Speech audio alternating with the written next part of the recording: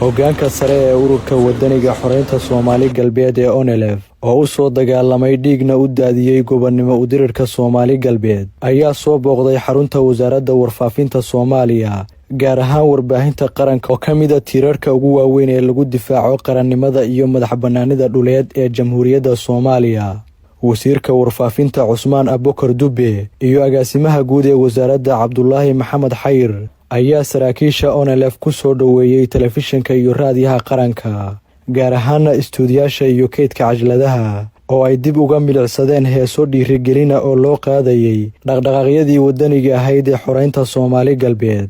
gudoomiyaha ururka ONLF Cabdiraxmaan Maxamed Sheekh Mahdi Maadey ayaa madaxda wasaaradda warfaafinta ka codsaday inay ka shaqeeyaan wadaniyadda iyo daljacaylka si loo helo geesiyaal cadowga ka difaaca qaranka Soomaaliyeed oo inuu heerkan soo gaaro ay go'do galeen malaayiin Soomaali ah.